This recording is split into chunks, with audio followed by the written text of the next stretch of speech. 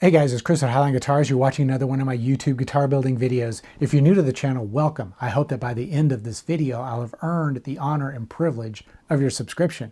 And of course, to everybody who's watching, if you enjoy this video or get anything out of it, I would appreciate it if you would click that thumbs up button down below. That's a great way to show my channel support without having to spend any money. And if you really appreciate my videos and would like to show your thanks, you can visit eguitarplans.com or my Highline Guitars merch store. There's links in the description below. And any purchase that you make there is going to help support this channel financially so that I can make more videos about building guitars as well as reviewing the tools that we use to make guitars. And of course, the easiest way to show financial support is just to click that thanks button down below and leave a tip in the amount that you think is fair. Okay, so what I'm going to talk about in today's video is I am going to share with you what I consider to be the 5 biggest guitar building fails. And this is a video that's really geared towards first-time builders. Those of you out there with experience building guitars will probably hear some of these fails and get kind of a chuckle out of them. At any rate, I'm hoping that for those of you who are new to guitar building, you can consider these potential mistakes and avoid them as you embark upon building your guitar. Okay, so the first mistake that I find a lot of guitar builders will make when they're first building a guitar is they make the parts in the wrong order. And when I say parts, I'm talking about the body, the neck, and the fretboard.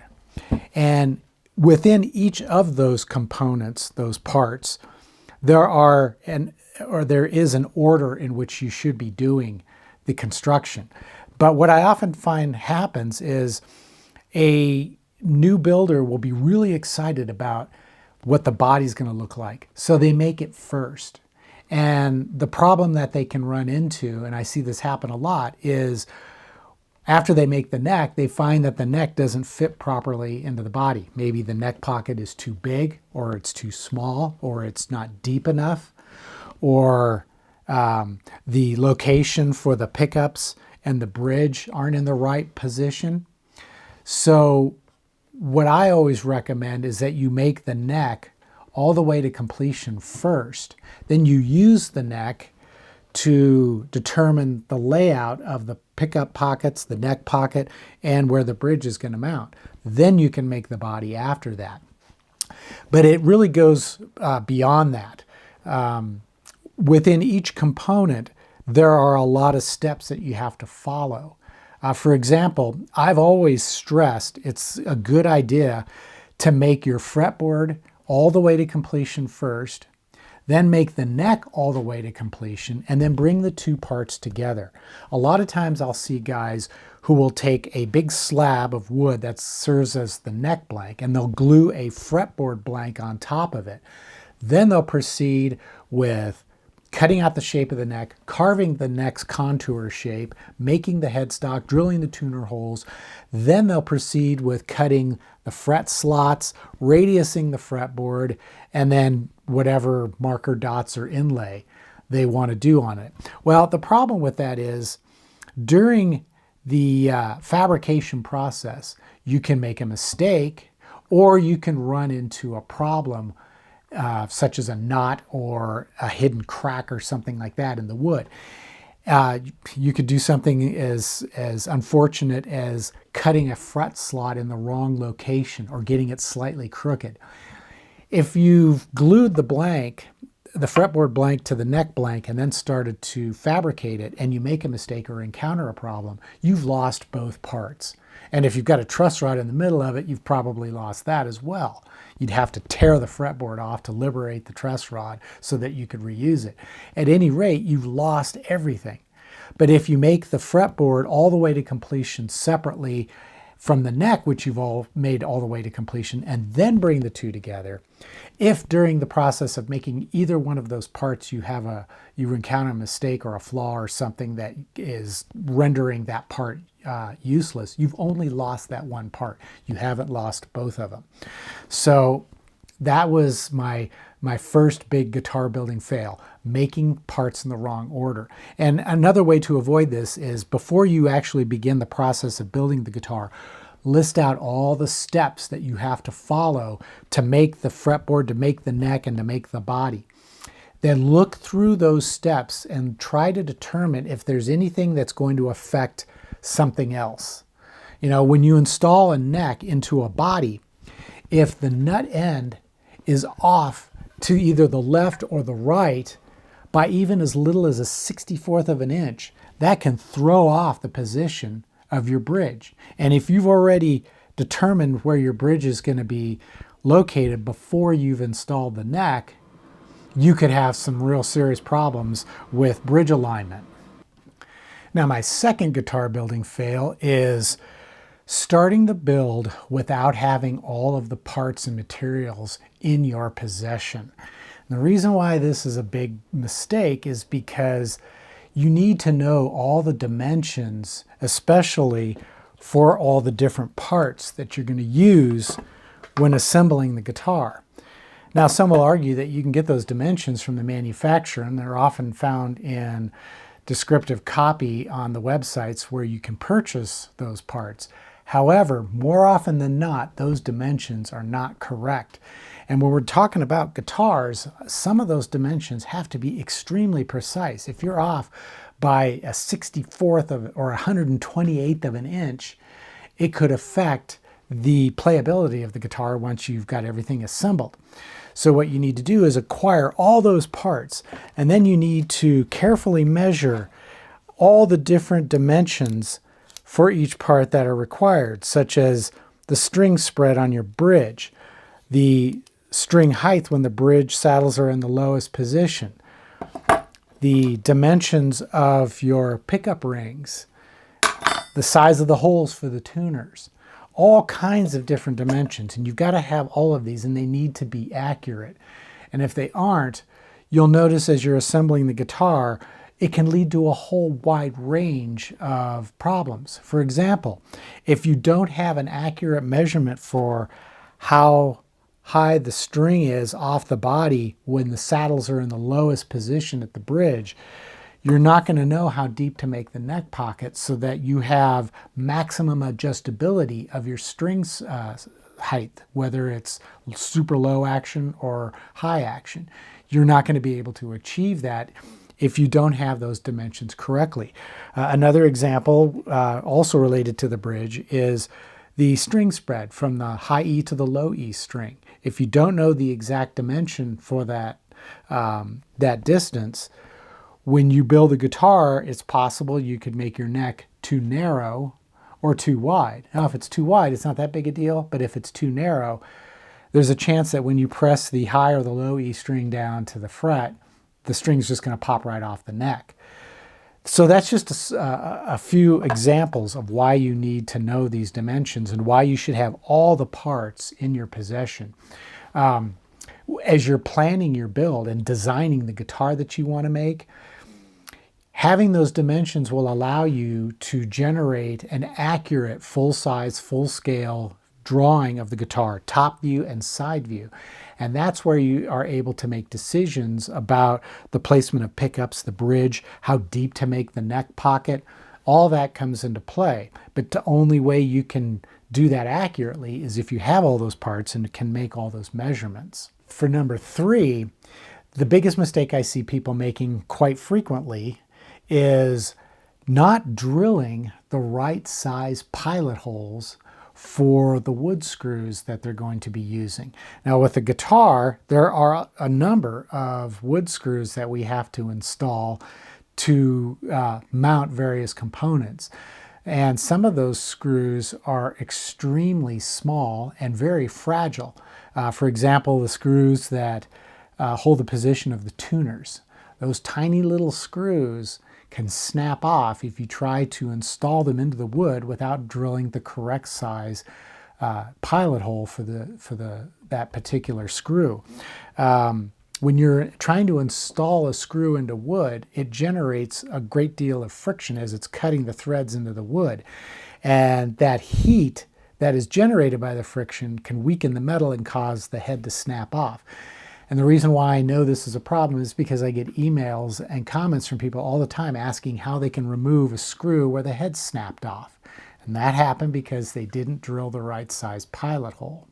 And you can also facilitate the installation of the screw by coating the threads with either bar soap or paste furniture wax. That makes it much easier to install the screw without generating a lot of heat and thereby breaking the screw.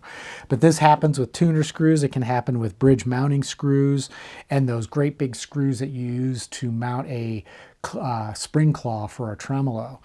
Same thing with the screws that mount the pickup rings, or if you're direct mounting pickups, the screws that you use to direct mount those into the body. You've got to drill the right size pilot hole. And in the description below, I'll put a link to a chart that shows you what size drill bits to use with different size screws. And of course, that means you have to know what size the screws are.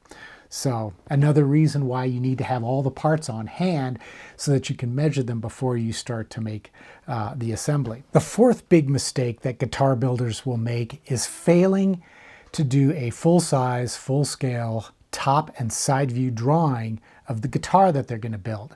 Now this is really only important if you're building a custom design entirely from scratch. If you're building a kit guitar, it's not really an issue. But if you're building something new and unique and you're trying to encompass a lot of what you think are really cool ideas, if you don't do that full-size, full-scale top and side view drawing, you may not know until you get close to the finish that your ideas don't play well together. For example, let's say you want to make a really thin guitar body, which is kind of a trend that's been popular over the last probably 10 years or so. And let's say you decide you want to make it 1 3/8 inches thick, sort of like the really cool Black Machine guitars were. But you also want to include a Floyd Rose tremolo. Sounds like a great idea, something that could make a really cool guitar. But what do you think is going to happen when you install that Floyd Rose bridge? Well, what you'll discover, rather to your surprise and dismay, is that that tremolo block is going to stick out of the back of your guitar because it's too tall. Even if you go with the shortest block available, because you can change to a different size block, there's still a good chance it's going to be too long. It's going to extend too far out of the back of the guitar. And then when you try to hook up the springs to the tremolo claw, it just doesn't work. Another example would be, let's say you want a really round fretboard radius, like, somewhere between 7 and 9 inches. But then the bridge you want to use, a Tune-o-matic, for example, has a 12-inch radius.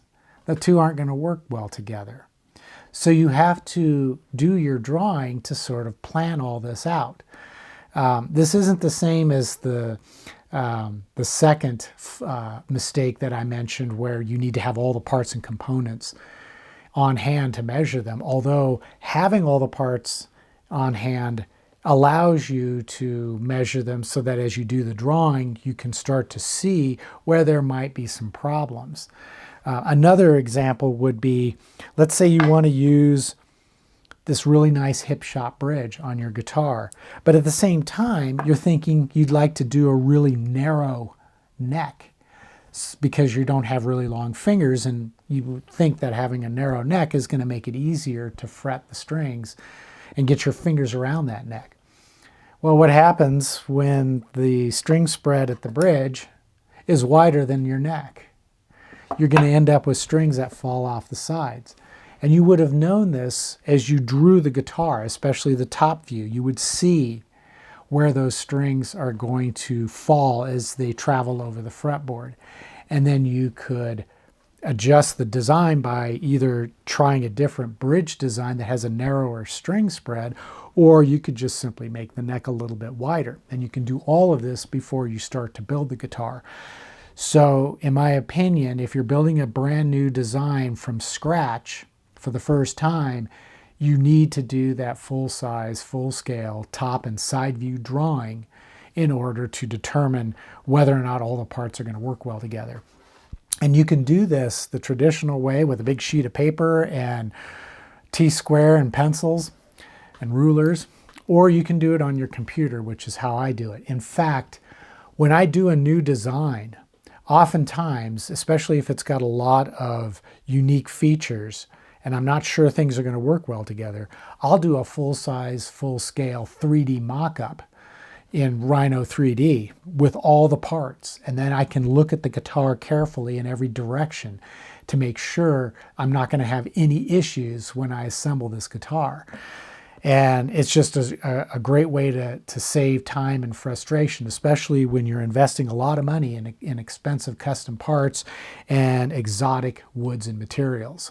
And then finally, the fifth fail that I see happening quite often, and in fact, this is one of the most popular questions and comments that I get, has to do with finish failure. I'll discuss and describe a method or technique for applying a finish, and then somebody else will try it and it will fail. And the reason it failed is because they didn't test on scrap. Whenever you're going to finish a guitar, even if you're using a product that you've used before in the past, you need to test on scrap to know, first of all, if there are going to be any compatibility issues, but also to know how the product performs when you're applying it, because these can have a critical effect on the outcome. And you may find as you're applying a finish that it beads up, or it forms fish eyes or pinhole air bubbles, all sorts of different things that can go wrong. You could be using two different products together, like one type of paint and a different type of clear coat, and there may be some compatibility issues which cause adhesion problems and all sorts of issues that ruin the finish. Before you start to apply any finish to your guitar, you absolutely have to test the finish on scrap. That way you'll know if there's going to be any problems ahead of time, and you can get a real feel for how that finish is going to work.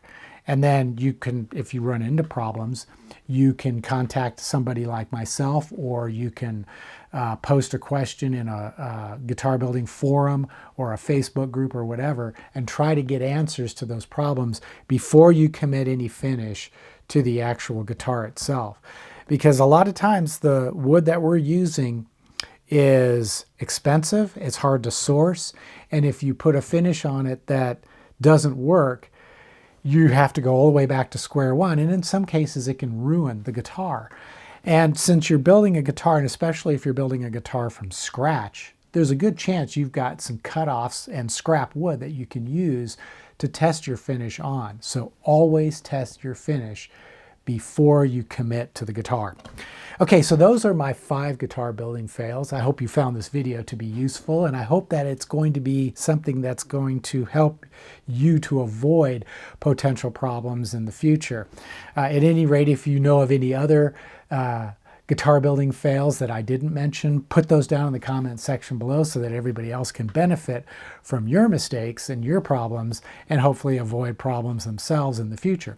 And as always, be sure to click that thumbs up button, hit the subscribe button, visit eguitarplans.com or my Highline Guitars merch store.